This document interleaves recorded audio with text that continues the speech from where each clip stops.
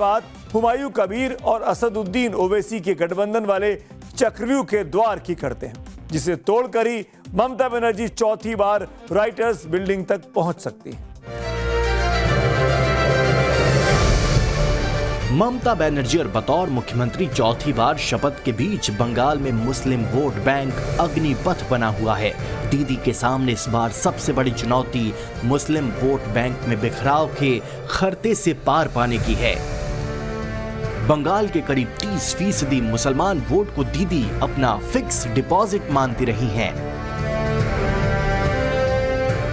लेकिन इस बार ममता और मुसलमान वोटरों के बीच के बरसों पुराने गठबंधन को तोड़ने के लिए एक नया गठबंधन सामने आया है। खुद को बंगाल के ओवैसी कहने वाले हुमायूं कबीर और असदुद्दीन ओवैसी का गठबंधन।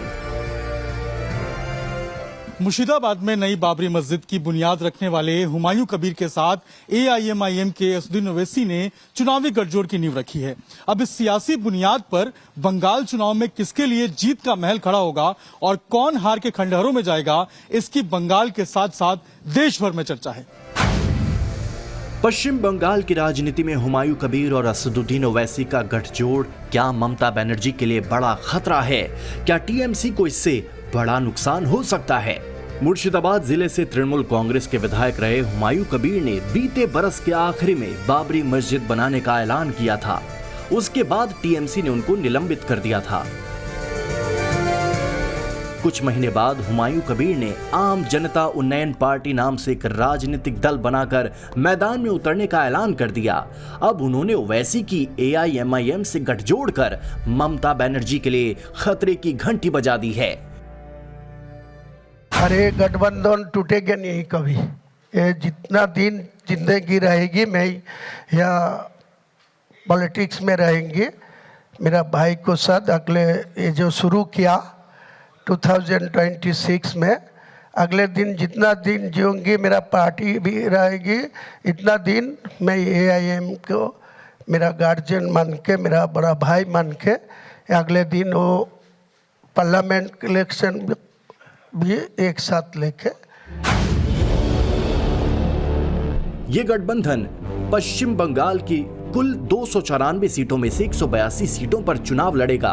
हुमायूं कबीर की पार्टी AJUP 174 सीटों पर अपने उम्मीदवार उतारेगी। वहीं असदुद्दीन ओवैसी की पार्टी AIMIM बीरभूम, मुर्शिदाबाद और मालदा की 8 सीटों पर चुनाव लड़ेगी। मेरे ख्याल से 15 साल अगर कोई सरकार चलता है तो उसके सामने एंटी एस्टेब्लिशमेंट का काफ़ी चैलेंज रहता है। वो तो ममता बनर्जी के सामने है ही। देखिए, ममता बनर्जी की सरकार की दूसरा जो बड़ा चैलेंज है, इस बार ममता बनर्जी ने लगभग 74 सीट में MLA चेंज किया है। तो उसके लिए भी जो लोकल जो डिस्टर्बेंस है, लोकल जो लीडरशिप है, उनका भी चैलेंज है। और मेरे ख्याल से ममता बनर्जी के पीछे जो 2 वोट बैंक था, मुस्लिम और महिलाएं, उनमें महिलाएं वोट बिल्कुल अभी भी उनके पीछे खड़े हैं, लेकिन मुसलमान वोट थोड़ा सा इधर उधर दिख रहा है। स्पेशली इन मुर्शिदाबाद और मालदा, जहां पे वक़्फ़ को लेके या दूसरे इशू को लेके मुसलमान वोट काफ़ी ममता से नाखुश है। तो ये सारे चैलेंज ममता के लिए है। बंगाल की करीब 30% मुस्लिम आबादी को तृणमूल का सबसे मजबूत वोट बैंक माना जाता है। लेकिन अब नया गठजोड़ दीदी के उसी वोट बैंक में सेंध लगाने की कोशिश करेगा। सियासी मेल का मकसद भी मुस्लिम वोटों को दीदी के खिलाफ लामबंद करना माना जा रहा है। खुद ओवैसी कोलकाता पहुंचकर ऐलानिया अंदाज में मुनादी करते हुए सुनाई दिए कि वो असली टीम M है। अब इस M का मतलब तो किसी से छिपा नहीं है। हम पूरी टीम हम ही है मुसलमानों की, हम टीम M है। और ममता बनर्जी जब गुजरात जल रहा था, किसके साथ बैठ के ढोकला खा रहे थे? किसके साथ खा रहे थे? बोलो, आप नहीं बोलते आप लोग। राजनीति में कुछ सवाल ऐसे होते हैं जो सीधे दिल पर लगते हैं और अपनी हाजिर जवाबी के लिए मशहूर बैरिस्टर ओवैसी ने टीम M के जरिए बंगाल के नेताओं को इशारों में मैसेज देने की कोशिश की। याद कीजिए, बिहार विधानसभा चुनाव में असदुद्दीन ओवैसी ने मंच से पूछा था, क्या मुसलमान सिर्फ दरी बिछाएगा? क्या मुसलमान सिर्फ वोट देने के लिए है? क्या वो डिप्टी सीएम तक नहीं बन सकता? और अब बंगाल में हुमायूं कबीर को साथ लेकर ओवैसी ने उसी सवाल को अपग्रेड करके पूछा है, क्या बंगाल का मुसलमान सिर्फ वोट देगा या खुद का लीडरशिप भी खड़ा करेगा? आपने वोट लिया हमारा और नेता आप बन गए, लीडरशिप आपके हाथ में, और आपने जमीन पर क्या किया? जमीन पर आपने क्या किया?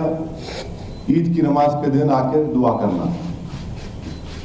इससे क्या मेरा पेट भरता? क्या इससे क्या मेरे घर में चिराग जलता? क्या मुझे मेरे बच्चों को स्कूल मिलता? तो ये जो है, आप कोई बैठा के बोला नहीं टीएमसी में इतने मुसलमान है। ये बेनाम की लीडरशिप है, ये नाम की लीडरशिप होगी। हुमायूं कबीर और ओवैसी एक साथ बंगाल में करीब 20 साझा रैलियां करने वाले हैं। इसकी शुरुआत 1 अप्रैल से मुर्शिदाबाद के बहरमपुर से होगी। हुमायूं कबीर की आम जनता उन्नयन पार्टी ने नंदीग्राम और भवानीपुर में भी अपने उम्मीदवार खड़े किए हैं। हुमायूं कबीर की पार्टी ने 149 सीटों के लिए उम्मीदवारों की लिस्ट जारी कर दी है। हुमायूं कबीर खुद मुर्शिदाबाद जिले की 2 सीटों रेजीनगर और नाउदा से चुनाव लड़ेंगे। दावे किए जा रहे हैं कि हुमायूं कबीर और ओवैसी के गठबंधन के मजबूती के साथ लड़ने से ममता बनर्जी की पार्टी को ही नुकसान होगा, लेकिन तृणमूल कांग्रेस के नेता इसे सिरे से खारिज करते हैं। वहीं बीजेपी को भी इस गठबंधन का हासिल शून्य नजर आता है। हुमायूं कोई फर्क नहीं पड़ेगा। हुमायूं कबीर का भी कुछ नहीं है, AIMIM का कुछ नहीं है। 0 + 0 will be equal to 0। अब देखो 2 0 से क्या होता है, ये पहले करना चाहिए था। खाली उतना नहीं, और भी जो पार्टी है उसको ले लो साथ में, दम दिखाओ। किससे अलायंस कर रहे, कोई मतलब नहीं है यहाँ बीजेपी के साथ टीएमसी का लड़ाई। बंगाल में कोई फर्क नहीं पड़ता है।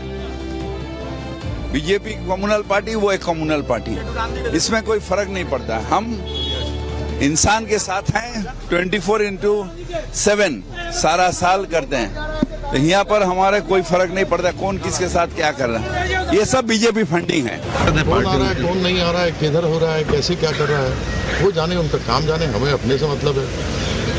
अर्जुन को मछली की आंख दिखती थी, हमें भी आंख दिखती है। ओवैसी एक टारगेट लेकर बंगाल आए हैं और आते ही काम पर लग गए। बड़े मियाँ और छोटे मियाँ मिलकर 1 और 1 11 हो गए।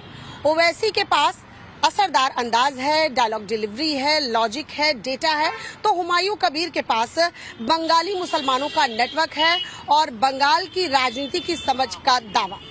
उधर ममता बनर्जी के साथ बंगाली मुसलमानों के सेंटिमेंट जुड़े हैं और 15 वर्षों में ये जुड़ाव और ज्यादा बढ़ा है।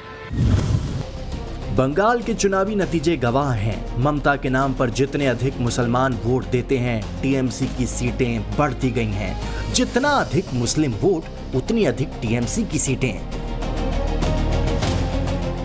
2006 में ममता को 22% मुसलमानों ने वोट दिया। टीएमसी को 30 सीटों पर जीत मिली।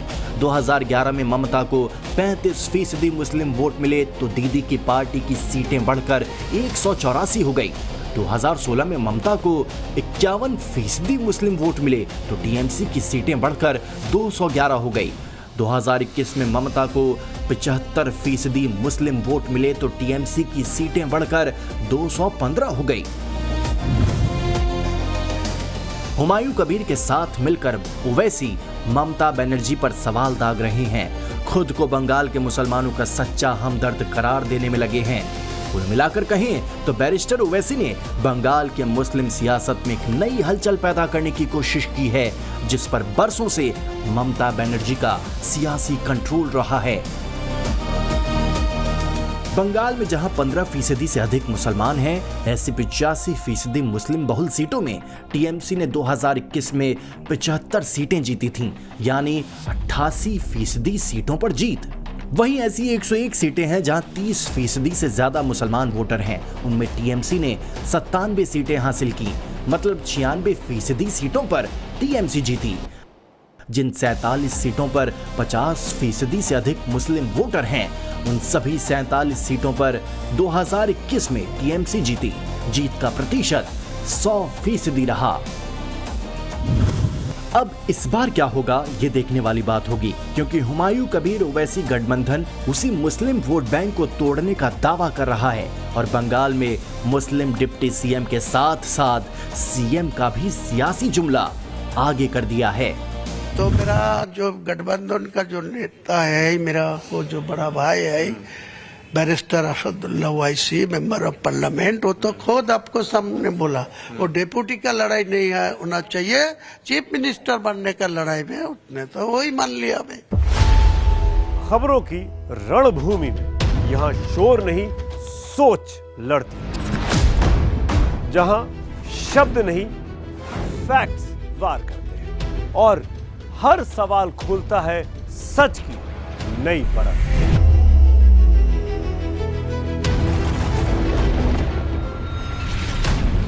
चक्रव्यूह आपके अपने सुमित अवस्थी के साथ सोमवार से शुक्रवार शाम 6:57 पर टाइम्स नाउ नव भारत पर।